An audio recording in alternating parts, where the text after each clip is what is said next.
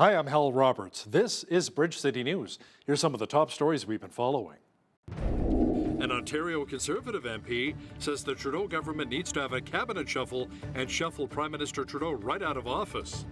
Canada's public safety minister is looking over the immigration files of two men suspected in an alleged terror attack plot in Toronto. And it was another successful whoop-up days here in Lethbridge. Officials with the Lethbridge District exhibition share the details. Your nation, your province, your southern Alberta. From the heart of Lethbridge, it's Bridge City News with Hal Roberts. Thanks so much for joining us. Canada's public safety minister gave a detailed timeline on Wednesday of immigration papers filed on a pair of suspects in an alleged terror attack plot in Toronto. Dominic LeBlanc told a House of Commons committee that 62-year-old Ahmed El-Didi arrived in Canada back in 2018 and became a citizen just months before he was arrested, along with his 26-year-old son last month.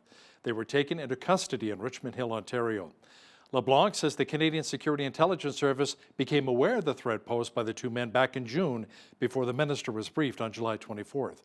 Now, during a committee meeting, Tory MP Larry Brock wanted to know why El-Didi wasn't flagged earlier by CSIS, since he says El-Didi is the same man who was involved in a video showing another man being dismembered by ISIS 9 years ago.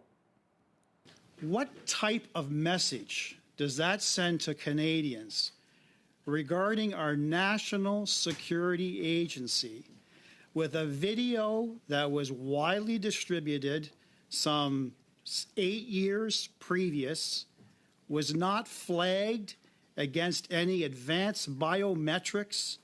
The man's face was clearly visible. Is CSIS not tracking these videos? What other terrorists are walking the streets here in Canada right now, waiting to commit terrorist acts on innocent Canadians? You're referring to alleged dramatic images. It's not alleged. It happened. The video is not alleged. I think we should be careful talking about criminal evidence, but as I said in my opening comments, and Ted Gallivan is going to be able to give you some precision with respect to the video and how security screening agencies came into possession of that information. At the time when the relevant decisions were being made by the Immigration Department and the security services were doing their work, the existence of that video or the information that you have recounted to the committee now was not available. Canada-U.S. relations took center stage at the federal cabinet retreat in Halifax. Kirsten Hillman, who's the ambassador of Canada to the United States, says it is vital to keep connecting with leaders and lawmakers south of the border. We've been to Texas and Florida, North Carolina and South Carolina, and about 33 states in the recent months. Between the three of us, we have met about 42 governors. We have had a number of interactions with our businesses, with these local lawmakers, and we have sought, as I've said before, to make all of those meetings incredibly concrete. So why does the Canadian relationship, the relationship with Canada, whether it's an economic nexus, whether it's a security nexus, whether it's a law enforcement nexus, why does working with Canada matter to that community, that city, that state? The president of the Treasury Board, Anita Nan, meanwhile, discussed the importance of trade between our two nations. She says more than $3 billion worth of goods pass through the Canada-U.S. border each and every day. We are undertaking this work because we know that it's important to maintain a very strong trading relationship between Canada and the United States, regardless of who is in the White House. And at this point, we have to focus on the fact that $3.3 billion of trade in goods and services pass through the border every single day. I was leading the push to ensure that we were able to reach an agreement with the CBSA in June, which we were able to do. Their work is excellent, and we need to make sure that we have a border that flows seamlessly so that that $3.3 billion of goods and services can continue to flow, and that billions of dollars can be returned to Canadians with the reduction of barriers to trade. Federal Conservative MP Melissa Lantsman says the Trudeau government really needs to do another cabinet shuffle, but this time she says the Prime Minister needs to shuffle himself right out the door. Look, I think the only cabinet shuffle that needs to happen is that this Prime Minister needs to go, and he can call a carbon tax election today and give Canadians the choice between lower taxes, axing the carbon tax, building more homes, fixing crime, stopping crime, and fixing the budget. That's what Conservatives are going to offer, and we'll go to an election with him today. Well, we saw some heavy rain here today in Lethbridge, and it appears, however, that the rain clouds may be leaving us fairly soon. Jeanette Rocher is now with an early peek at the forecast. Jeanette, it looks like clear skies and warmer temperatures are just ahead. Yeah, thankfully too, because we were drenched with 20 to 30 millimeters of rainfall today, and we're still expecting another 10 to 20 millimeters to fall tonight. I think that's enough for a few weeks or a month at least, but we do need the moisture, at least the farmers do, and that's what I've been told. So there you go. We are seeing some clearing skies though by Thursday morning, and also those 70K winds that we felt today, we're going to be, actually that's going to be dying down by Thursday, only 30 to 50 kilometers per hour tomorrow. So much better. Also a lovely high of 25 degrees and a humidex of 27. Now, what is in store for our upcoming weekend? Well, I will be back later in the show to give you all those details. Yeah, we need that moisture. Thanks so much, Jeanette. The Alberta government announced more funding to help support nonprofit agencies here in the province. Arts, Culture and Status of Women Minister Tanya Furr says $12 million will be invested into 248 nonprofit initiatives. Each year, these grant programs support hundreds of projects such as playgrounds, community halls, arts centers, festivals, events, and programs that enrich the lives of Albertans. The Community Facility Enhancement Program, or our CFEP program, provides nonprofits with the funding they need to upgrade, enhance, and build community facilities. Facilities that provide a gathering place for communities in every corner of our province. Furr adds that the province will also be supporting the Women in Need Society of Calgary to help them open their new location in the city. A new attendance record was set at the Lethbridge and District Pro Rodeo during Whoop Up Days. More than 6,000 people took in the roping and riding. Kim Gallucci, acting CEO with the Lethbridge and District Exhibition, says overall Whoop Up Days was quite successful with more than 40,000 attendees as the festival will return to paid entry following free entry last year. And our numbers kind of showcase that it was, that people wanted to come out. They're very excited about the event. And I think the different activities that we had, of course, the improvement in the rides, the rodeo and the other areas really helped draw people from everywhere. We will be looking at that. I think there's always areas to improve and areas to expand on that we would like to look at. So overall, I think it was a win for Lethbridge. Fantastic year for Whoop Up Days.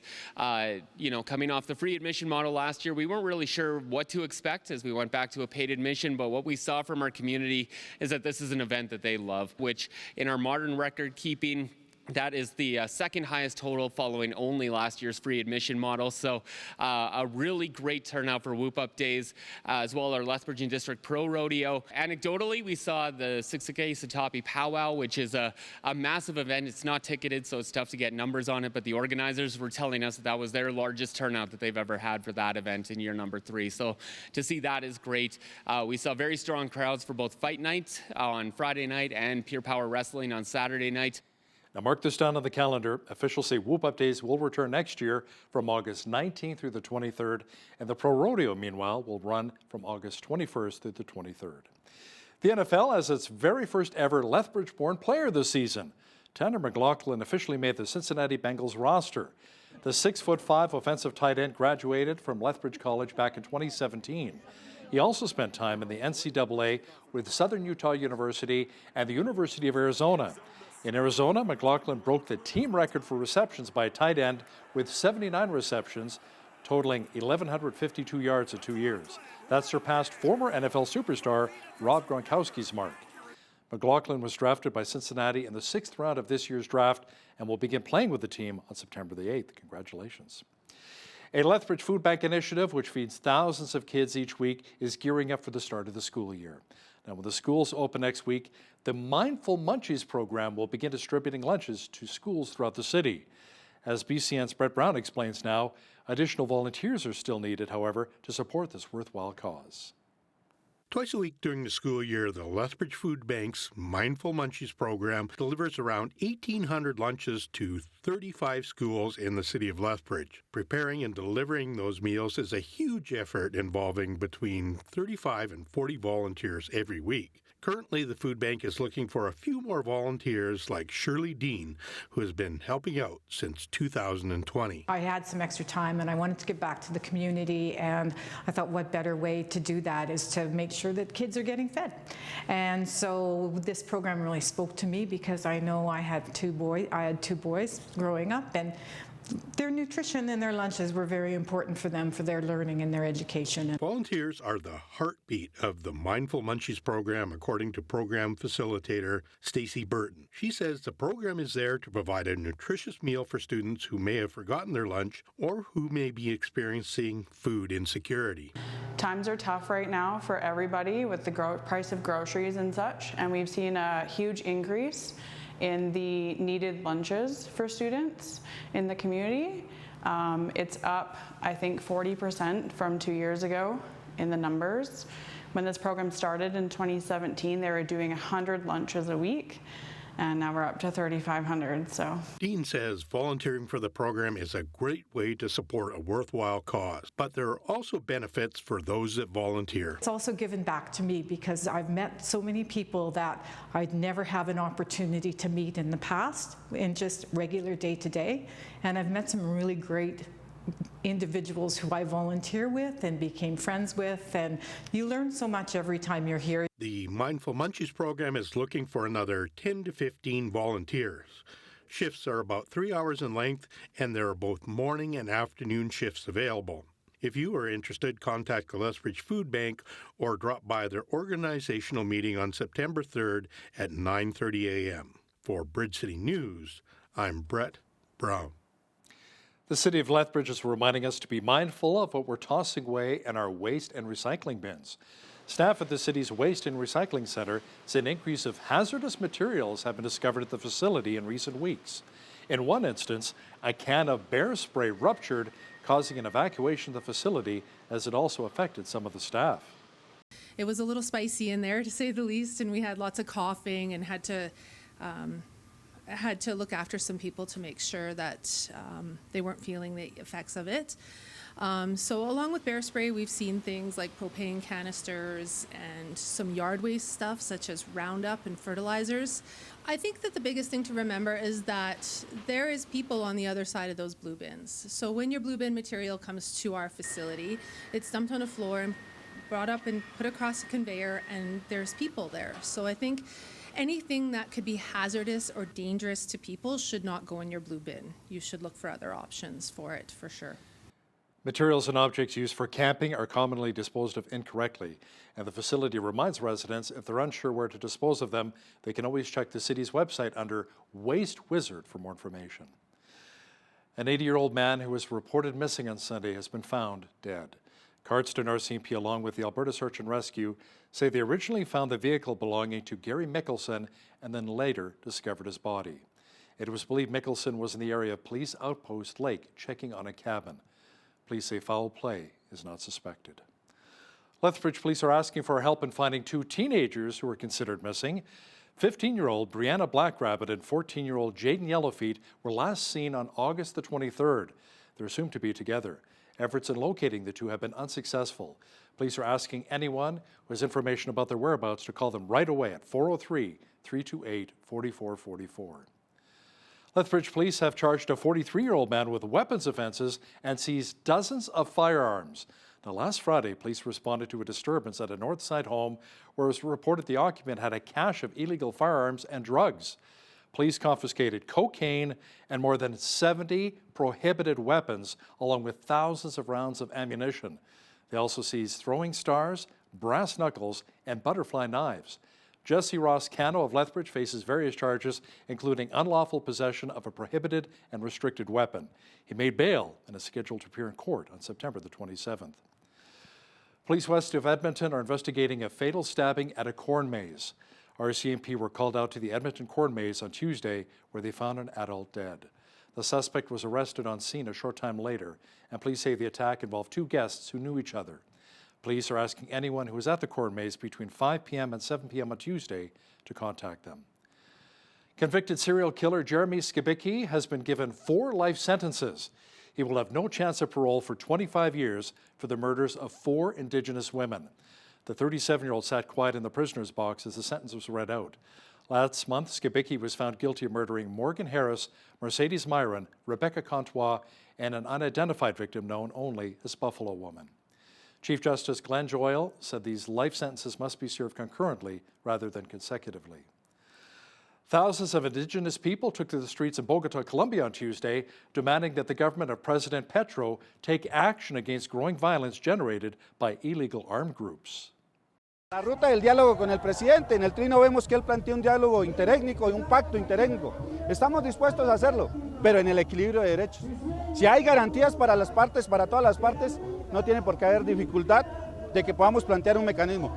Pero si nos sentimos en desventaja, es difícil que podamos avanzar. De esa manera no se construye paz con las poblaciones. 9 Palestinians were killed after the Israeli military launched a major offensive in the north of the occupied West Bank. Israel says all 9 who were killed were terrorists and that the operation was aimed at preventing attacks on Israeli civilians. Palestinian health officials say the Israeli operations have since blocked off access to hospitals and ripped up roads along with other infrastructure. A new study says abdominal and pelvic pain are the leading causes of emergency room visits here in Canada. The research by Presler injury lawyers used information from the Canadian Institute of Health on the reason, duration, and quantity of emergency healthcare visits. Now, the second most common reason was throat and chest pain. They were followed by acute upper respiratory infections, back pain, and disorders with the urinary system. The study says 90% of visitors stayed less than 10 hours, and fortunately, only 3.4% of patients needed further hospitalization. Well, it was a beautiful day here in our city of Lethbridge. If you were a duck, we had lots of that much-needed moisture. But the rain clouds, however, should be moving on. Full weather details are coming up.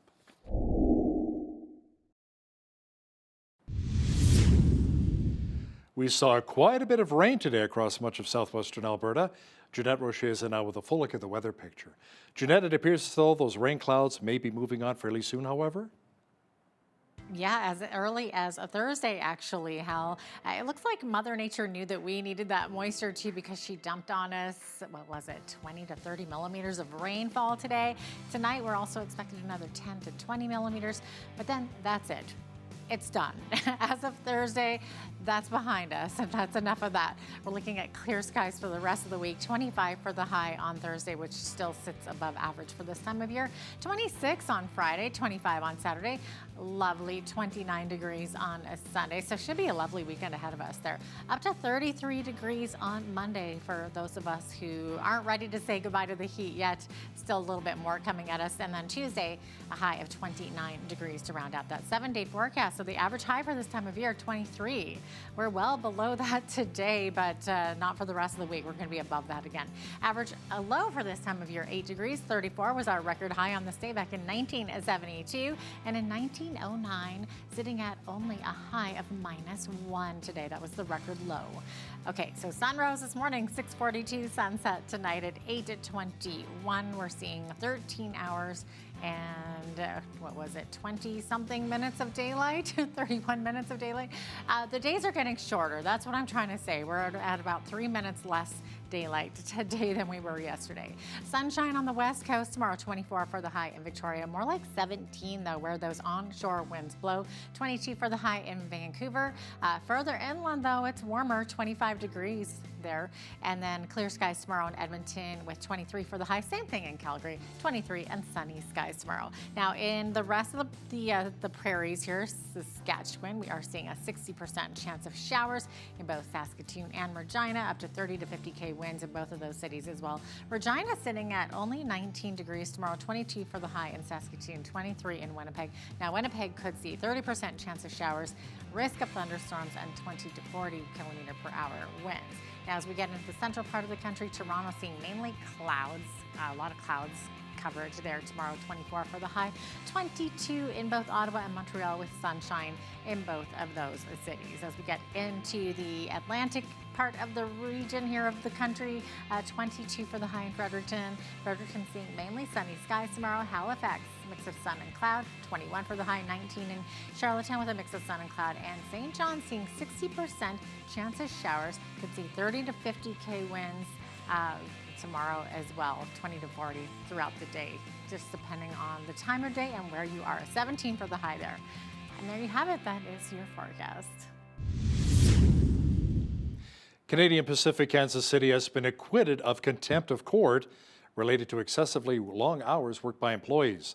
The Federal Court of Appeal ruling states CPKC took meaningful steps toward compliance. The judgment overrides a previous ruling that found the company failed in 22 instances in 2018 and 2019 to comply with cease and desist orders laid out by an arbitrator. CPKC says it is pleased with the verdict. The Teamsters Union, meanwhile, representing thousands of workers, says the ruling was very disappointing. The Insurance Bureau of Canada says the wildfire that tore through Jasper is the second most expensive one in Alberta's history for insured losses. Its initial estimates suggest the blaze caused more than $880 million in insured damage. The fire forced about 25,000 people to flee Jasper National Park and the town site on July 22nd and burned more than 350 homes and buildings. The 2016 wildfire in Fort McMurray, Alberta, remains the costliest natural disaster in Canadian history, with its inflation-adjusted insured losses of $4.4 billion. Flair Airlines is seeking investors as it aims to restructure its finances and build out its fleet. Flair's Vice President of Revenue Management and Network Planning says the investor hunt is not an urgent one, however. Eric Tanner says the business itself is not undergoing restructuring, having turned a profit in July and August. He says the company is seeking out equity partners as a way to deal with pandemic-era debt and allow the company to acquire jets beyond the 20 planes it currently has. Tanner says the airline's preference would be for Canadian financial partners. Consumer debt levels rose to $2.5 trillion in the second quarter of this year. That is up 4.2% compared to the same period last year. A report by Equifax Canada also shows missed credit payments were higher among younger Canadians. Rebecca Oakes, Vice President of Advanced Analytics at Equifax, says while inflation is stabilizing and interest rates are starting to ease, rising unemployment has offset some of those positives and is driving increased financial stress. She adds many younger workers find themselves securing only part-time work. Economic pressures are also keeping younger Canadians staying home longer with their parents. Now, here's a look at today's markets. The TSX was down 132 points on the day to finish at 23,126. The Dow was down 159 points to 41,091. The S&P 500 was down 33 on the day to 5592. And the NASDAQ was down 198 points to 17,556. West Texas Intermediate Oil was down $1.14 to $74.39 U.S. per barrel. Natural gas was up 17 cents to $2.09 U.S. Gold was down $20.30 to $25.0447 U.S. an ounce, and silver was down 78 cents to $29.13 U.S. an ounce. Feed wheat is at $7.42 per bushel, barley's at $5.51, canola's at $13.41, and corn is at $7.23 per bushel. Live cattle were down $1.43 to $183.75. Feeder cattle were down 65 cents to $243.55, and lean hogs were up $1.33 to $102.80. The Canadian dollar was down slightly over the past 24 hours to 74.20 U.S.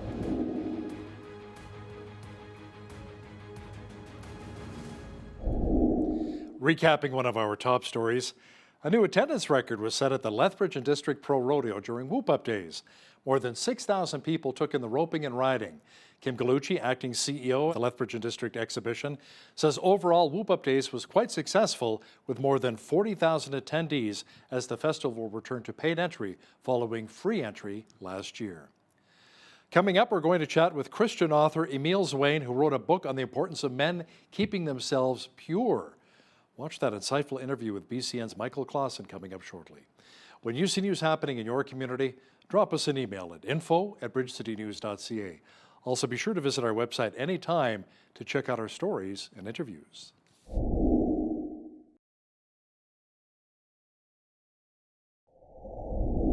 It has been called every man's battle, this pornography and sexual immorality. Is it possible to overcome the temptations and live a life with the mindset of purity in the midst of a generation of anything goes? Well, our guest thinks so. Joining me today is Emil Zwain from Orange County in Southern California. He is the president of Living Waters. He's also the host of the National Bible Bee Competition, co-host of the Living Waters podcast, and the son-in-law of Ray Comfort. Now, he didn't stop there. Easy, as he is called by his friends, has also been the author of a book called Fight Like a Man, a bold biblical battle plan for personal purity. Easy, it's great to have you with us. Michael, thank you so much for having me on. I got to follow Ray Comfort. I heard you had him on recently. Yes. And you know what a lot of people may not know, you mentioned Ray Comfort's my father-in-law, but he is of Jewish descent and I am of Arab descent from Lebanon. And together we are the solution to the Mideast crisis. Absolutely. So there is hope for the Middle East and that God has joined us together through Christ. And I'm honored to be with you today and excited to talk about this topic. I'm blessed you guys are taking it on because it's a topic that isn't popular to discuss today, but it's an important one for us to tackle. Yeah, absolutely. And I'm glad that you mentioned the peace plan only comes through Jesus Christ. He is the Prince of Peace. So let's start off with your book. Easy, can you give us a snapshot of what your book is about and maybe share with us what you hope to accomplish through this book? Well, you know, Michael, the issue of sexual sin as it relates to men within the church, sadly, has been an epidemic. And as I alluded to, it's one that a lot of people don't want to discuss. It's embarrassing, it's shameful. And a lot of men honestly feel hopeless. There's no way that I can have victory over this. And, you know, ages ago, men didn't have access to pornography very easily. You had to go to a store, you had to buy a magazine, you had to go buy a video, it was a process. Today, at the click of a button, men have access to countless images and videos, and that accessibility has increased, obviously, the indulgence in this sin that is ravaging men's lives, it's ravaging families, it's ravaging the church, it's minimizing our witness and our impact. And so having pastored in the past and continuing to encounter a lot of counseling scenarios with men, I was burdened. And I thought, you know, there has to be a way for men to find victory in this area today. And as you know, there isn't a shortages of books on the subject. But sadly, I think there is a shortages of books that are biblically based, theologically sound, and then gospel-centric. And when I say gospel-centric, I mean that they are focused on the riches that come from the gospel. For us who, as believers who have been saved by the gospel, for us to live from and find victory through. And then if there are books that cover all those bases, sadly, not many of them are practical. So they don't give men a battle plan to fight this battle, like the steps of here's how you can do it based on God's word. And so I felt that there was a vacuum in that area, and that's why I wrote the book. And that's why it's called Fight Like a Man, and the subtitle is A Bold Biblical Battle Plan for Personal Purity. Yeah, and it sounds to me like this is maybe a symptom of something else that's going on in the marriage relationship or the family home, perhaps at work. How did you find that in your research in writing this book? Yeah, I mean, ultimately, when it comes to sin in our lives, it's always a root of the lack of the fear of God. And when I speak about the fear of God, I'm talking, of course, that honor, that awe, that reverence, that respect toward the Lord. And so, it comes down to that as being the foundation. And when that's established, which is something that I deal with in the book, how do we cultivate the fear of God in our lives, right? Because we know that there are times when we can get away with something, when people maybe can't see what we're doing, or it's something we're doing in secret. But when we recognize that the Lord is always there and that we live before Him, and when we cultivate a heart of gratitude for what He did for us. I mean, think about it, Michael. When Christ hung on that cross, He paid the highest price ever paid for anything ever purchased in the entire history of the universe, right? We were redeemed not with gold or silver, as Scripture talks about, but with the precious blood of Christ. And so when you evaluate the value of the cross, when you recognize what God did in redemption to make us His, and you recognize we always walk in His presence, and as 2 Corinthians 5 says, we're all going to stand before the judgment seat of Christ to give account for what we did. And I thank God that's not a judgment unto condemnation, but we're going to give account. That's a serious day. And so I try to help men cultivate this understanding along with giving them that practical battle plan. Right. And that makes perfect sense to be able to identify the problem, what's our reaction, and here's the solution. And you were talking about that judgment. And in the book of Revelations, it talks about how even our deeds follow us to heaven. But I want to circle back to something that you said about how it's easier now than it used to be. If somebody went to buy a magazine, or adult-themed magazine, they had to have a way of hiding that. Nowadays, you just have to clear your browser history. So are there some warning signs that maybe the husband and the wife or the single man can find in his life or take stock in to realize that this is as much a spiritual battle as it is physical? Yeah, absolutely. We need to remember what Scripture says, that our adversary, the devil, prowls about like a roaring lion, seeking whom he may devour. And Paul talks about not being ignorant of his schemes.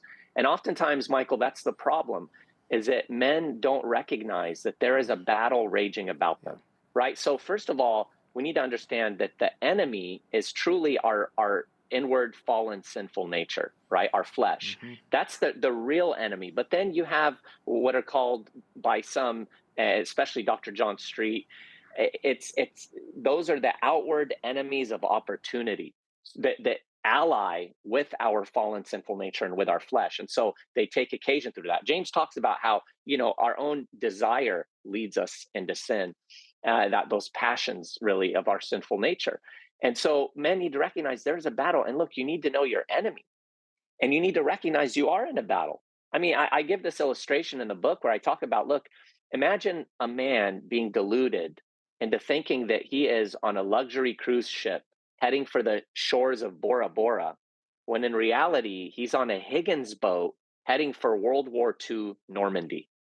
I mean, if a guy has that mindset, he's deluded into thinking, hey, I'm on a luxury cruise ship and I'm going to a resort in Bora Bora, and he's sauntering off the Higgins boat in World War II Normandy. This guy's going to be clad in a bathrobe with some fluffy slippers and a remote control in his hand. And Michael, you and I both know he's going to get smoked. And so men need to recognize this isn't a resort. Life is war. This issue of sexual temptations is a war, and we have to be equipped for it to be able to battle the world, the flesh, and the devil. And I give practicals in the book, Fight Like a Man, on how to do it. Right. Now, speaking of your book, of course, you suggest that Satan uses discontentment, disbelief, deification to distract us from the consequences of sin. And of course, that our activities are just like throwing that pebble into a pond and watching the ripples travel outward from that point of impact. Can you talk or maybe explain to us about how we can overcome these D words and distractions? Yeah, absolutely. Yeah, Satan is a one-trick pony in the sense that he comes at us with the same three-pronged sort of overall temptation approach that he did with Adam and Eve in the garden. And that was, first of all, as you highlighted, it was discontent, right? Has God said you can't eat of every tree of the garden? When God said you can eat of every tree, he excluded one, and it was for their good. And you compare the size of the tree of the knowledge of good and evil, right, to the entire planet that God had given them full dominion over, right? I mean, can you even see it from space? No, it's microscopic. So this one microscopic thing, relatively speaking, was withheld from them for their good compared to the entire planet they were given, and the pleasure of every tree in the garden and its fruit. And so yet he lured them toward, hey, but you can't have this one thing. So he lured them toward discontent. Then it was disbelief, right? No, no, no. You will not surely die if you eat of the forbidden fruit, as God said they would. No, you're not going to die. And so he lures us into thinking that the consequences for our sin isn't as serious as it is. And then he hits us with deification. No, he says to them, you will become like God, knowing good from evil. In other words, you'll become the arbiters of what is right or wrong as you rule over your own life. And that's what we get hit with as men. And so we need to battle that. We need to recognize that, no, we have so much to be thankful for and to be content in, not only in the blessings that God has given us on so many levels as men who are not permitted to engage in premarital sex or extramarital sex, but he's blessed us with the gift of sex within marriage. We need to be thankful and content, because contentment, godliness with contentment is great gain. We need to recognize that God is always going to fulfill what he says in terms of consequences. And sexual sin is a serious sin. I mean, scripture makes it a distinct one where it says, but he who commits sexual sin sins against his own body. So we recognize, no, there are severe consequences on many levels for us as Christians, not condemnation, obviously, to eternal judgment, but we're going to suffer loss of reward and that time when we give account, and we're going to experience all kinds of ravages in our life. And then finally, we recognize that, no, we can't take the place of God. He rules supreme. We need to submit to his ways because he loves us as his people and he wants what's best for us. Yeah. Now, I want to ask you about the home life. I heard the phrase many years ago that a starving man will eat out of a dumpster. Do you have some practical tips for that, maybe the developing or protecting that intimate relationship between husband and wife? Absolutely. That's prime. And Paul talks about it in Corinthians where he says, your body really isn't your own. It belongs to your spouse. And we're not to deprive one another, right? Lest you be tempted because of your lack of self-control. And that, we're designed in a certain way. And obviously within the confines of marriage, God has blessed us with the gift of intimacy. And a husband and wife have a special gift given to them from the other, and that they're the only ones that can satisfy that beautiful element that God has designed. And so a lot of times what happens in marriages is that there is no communication about intimacy. A lot of times there's shame because of the past. Maybe the couple had been sexually promiscuous with others before they got married, and then maybe they were sexually promiscuous with each other. And so intimacy is tainted in their minds, whereas intimacy is beautiful. And it's designed as a selfless gift that we give to one another, right? As Philippians talks about, considering one another more important than ourselves. And so there has to be that communication between a couple and a realization that this is something that God has blessed us with to serve one another through. And intimacy, it reinforces that oneness that God has designed marriage to have, the two becoming one. It reinforces that and it deepens the relationship. But sometimes there are problems going on within the relationship that hinder intimacy. And so it comes down to building a strong foundation on Christ in your marriage, having Christ as the center of that marriage. And oftentimes that's not the case. Husbands and wives aren't seeking the Lord together. They're not making time to date. They're not communicating in a healthy way. They're not getting counseling to deal with their issues. And so as the analogy goes, it's like dumping garbage on your bed all day through flesh and through conflict, and then trying to be intimate in that bed at the end of the day. It doesn't work. So there are interrelations there between how we relate, Christ being the center of our marriage, and then making intimacy, when those things are taken care of, a priority. Yeah, absolutely. So how can our viewers get in touch with you or find the book? Yeah, so here it is, Fight Like a Man, a bold biblical battle plan for personal purity. You could check it out on Amazon, and I've been blown away by the response. Ken Ham wrote the foreword to the book. John MacArthur said, "Every man needs the help this excellent book offers." It was endorsed by Kirk Cameron, Ray Comfort, and many others. And I've been blown away, Michael. It was released on Amazon, and it had hit #1 in its category for sexual health recovery, and in the top 30 for other categories as well, and was a bestseller on Amazon. So I'm blown away by the response. Amazon.com, you can check it out there. And again, there are so many practicals in the book that help you prepare for the battle and to be ready for it. There's victory in Christ and there's hope in him. Oh, that's great. And such an important topic, and important to have strong relationships in the home. So, Easy, thank you so much for sharing this with us today. It's been a joy, Michael. Thank you so much for having me. That was our pleasure. Easy Zwane is the author of Fight Like a Man, a bold biblical battle plan for personal purity. You can also go to livingwaters.com for more information, and you can follow our guest on the Instas and X at Emile Zwane.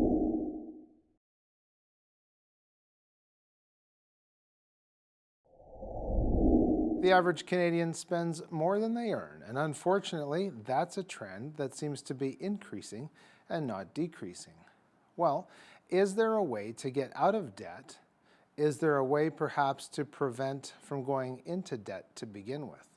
Today's guest has some advice on this.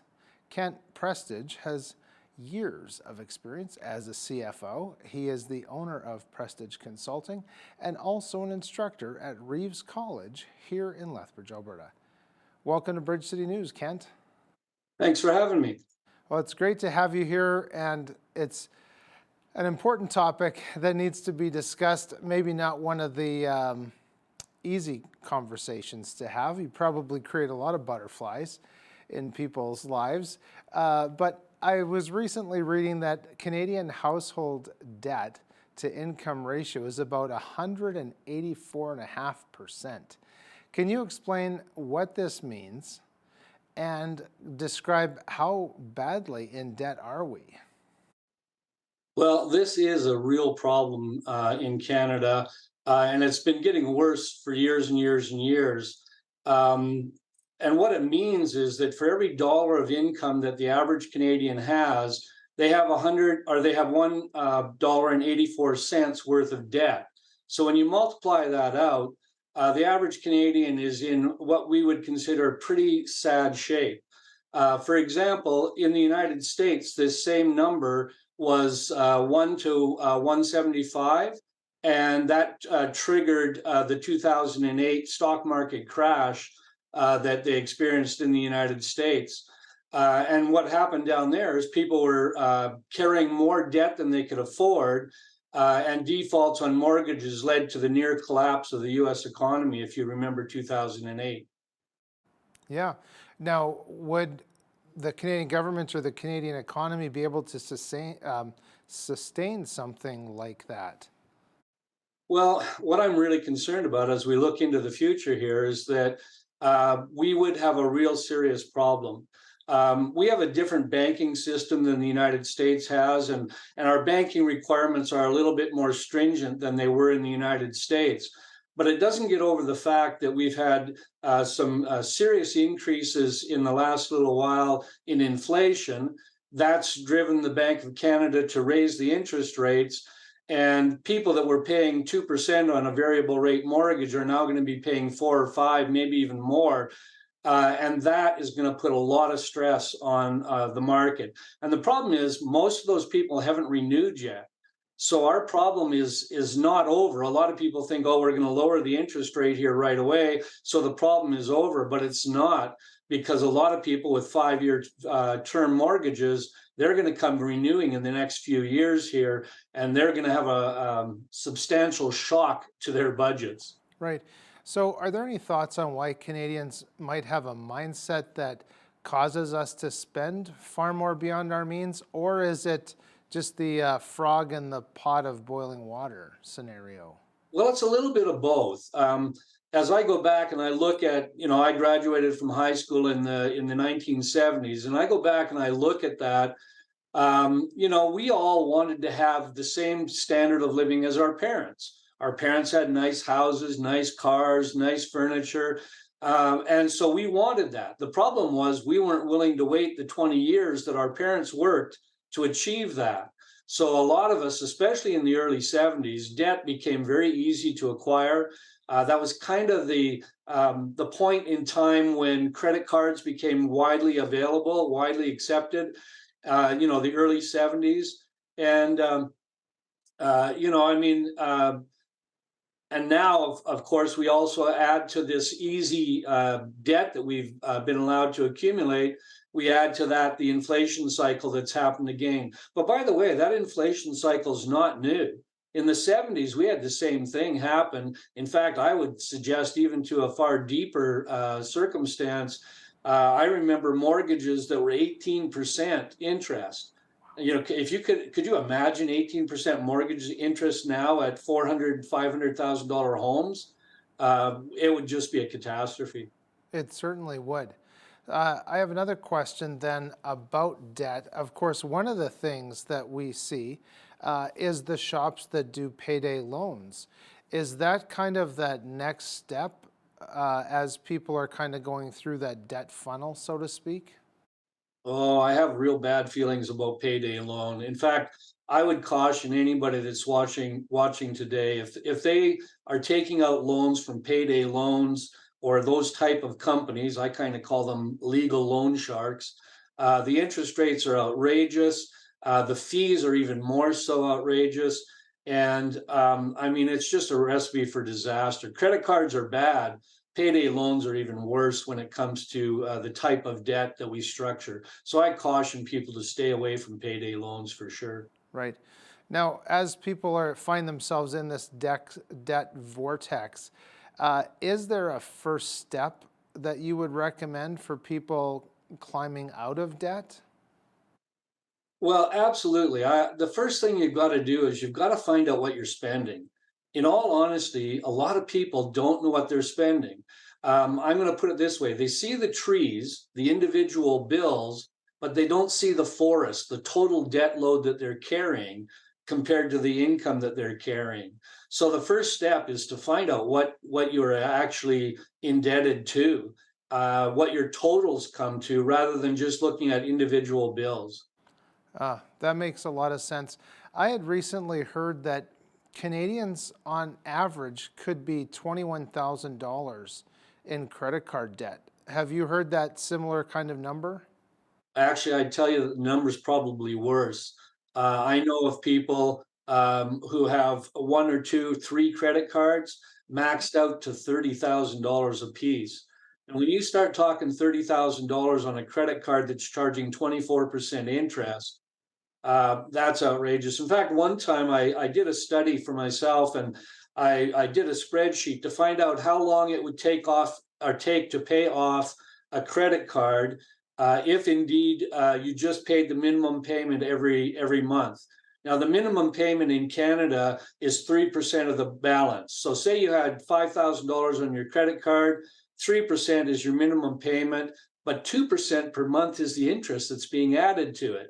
So I believe and I can't remember exactly, but basically, if you got into debt in your 20s, you'd still be paying off that credit card in your 60s. Wow. And that's just because you're only making the minimum payment. Right. So one really has to attack that principal amount. Absolutely. That is definitely the key. So my question then for you is, how does one pick from, let's say, 4 or 5 debt sources? Which one gets that attack against the principal first? Well, there's a couple of different strategies that you can use to accomplish that. The first strategy, the one that it worked for me, it's the way I did it. I took the smallest bill that I had. Maybe it was $1,000. I can't remember. I've been out of debt for quite a while now, but I took the smallest debt that I had and I concentrated on paying it off. Every penny I had, I put on that debt.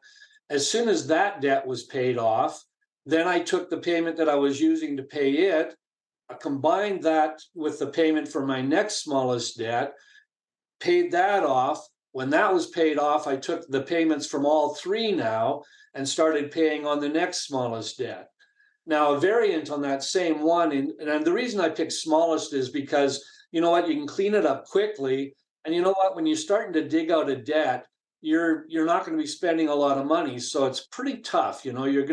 So pick something that's going to give you hey, I got out of debt on that one. So I took the small one. Another strategy that can be very similar to that is to go after the bill that's got the highest interest rate on it and pay it off first. But typically that tends to be your credit card debt. And a lot of people, like I just said, there are people that have $30,000 on a credit card. And that is not a small debt to pay off. And it's going to take some serious hard work to do that. Now, speaking of hard work, interest, of course, seems predatory and is such a challenge once we're down that road. Can you speak to how we need to maybe change the way we're living and viewing money that would actually help us to prioritize the payoff of debt? Well, I mean, what happened to me is I started looking at my debt. I actually sat down, figured out what I owed, and I said, this isn't viable. I have to fix this. I have to change it. So you have to have a paradigm shift. You have to decide that I'm going to live below my means while I pay off the debt so that I can live above my means or equal to my means after the debt is gone. So it does take a paradigm shift or a mind changing. And it takes a word that everybody hates. It's called discipline. You have to discipline yourself to not go out and spend money. Right. Well, and it's so easy to get attracted by the shiny objects, and it's easier to eat out, and it's easier to just go and do this instead of look for the thing. I know I have it somewhere.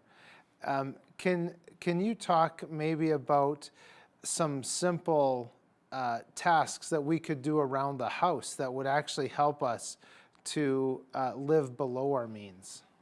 Well, certainly if you can do repairs. Now, I have to admit, not everybody's handy. I grew up doing repairs and learning how to do woodwork and all those other things. So, for example, around my house, if the tap's leaking, I'm going to fix it. I'm not going to call in a plumber to fix that. If something's broken, I'm going to try and fix it. I'm not going to pay for a service that I can do myself. Well, in my case, I do all my own taxes, but again, that's part of my job too. But I mean, anything that you can do that can, save some money along the way. I used to have a little problem with my furnace. The sensor would get dirty on it, and then it wouldn't light, right? The fire wouldn't come on. So I paid the repairman once to come out, and he showed me how to fix it, and I fix it myself now. So anything that you can do to reduce your expenses is going to give you more money to turn around and pay down that debt. I mean, something as simple as not buying a coffee every morning on the way to work. A coffee by itself, about $2 a cup for a cup of coffee, $10 a week, $40 a month, right? That's $40 a month that you could be using to pay down some debt. So again, you can make little lifestyle changes that can make huge changes in your finances. Right. And it's good to track those things too, because if we can measure something, we can control something. That's the whole thing. Going back to my original statement there, that a lot of people don't even know what they're spending. They don't know what their debts are. And without knowing what their debts are, that puts them into a position where they spend because they just don't know. And that's a horrible situation. If you know, you're going to say, no, you know what? I can make coffee at home instead of buy it on the way to work, right? Exactly. Now, we often hear about debt consolidation loans. It seems at first glance that this might be a wise plan to go to your bank and ask to amalgamate all of your debts. What are your thoughts on that? Oh, I hate to disagree. It can be. If it's done right, it can relieve some of the interest burden that you might be carrying. But here's the problem with debt consolidation loans. You go to the bank, you might have 5 or 6 different payments that you're making. You borrow the money to pay off the debt on all 5 of those loans. But then what you do is you make your loan payment smaller so that you're not squeezed so much financially. And then the next thing you know, you're either spending that extra money, not saving it, or you are out getting more debt. I honestly, I don't recommend debt consolidation. It's good business for the banks, but unless you are extremely disciplined and unless you keep your payments at the same or even a higher rate, if you get a debt consolidation loan and you make the payments a little bit bigger so that you pay it off faster, that can be a benefit. But again, unless it comes down to that word that I use that nobody likes, it's called discipline. You have to discipline yourself to be able to handle your finances. Absolutely. And that making those extra payments on whatever it is, whether it's a car loan or a consolidation loan or a credit card, makes an enormous difference. Well, just think about it. I was just reading an article actually this morning that said that the average American on their credit card debt alone is accumulating $100 a month in interest. That's just interest. So, I mean, that's money that you're paying for nothing, really, just for the use of somebody else's money. That $100 would go a long way to paying down debt if you didn't have that interest card interest, right? Yeah, absolutely. So, do you have any final advice on maybe how to change our mindset on personal debt and our spending habits? Well, the final thoughts would certainly be, if you're a Christian, follow what the Word of God says. It says in Proverbs, it says that we're supposed to plan if we want to be well off. So do your planning. Don't just let things happen to you. Make things happen to your money. Instead of just kind of sitting back and accepting whatever happens, you make it happen by your determination and by your discipline. That's right. And there is a chapter in Proverbs for every day of the month. Absolutely. And not only that, you can manage your life by Proverbs. Oh, absolutely, 100%. Thanks so much for being with us today, Kent. You're welcome. Thank you very much. It was our pleasure. That was Kent Prestige. He is the owner of Prestige Consulting and an instructor at Reeves College here in Lethbridge, Alberta. I'm Michael Clausen, and for all of us here at Bridge City News, thanks for watching.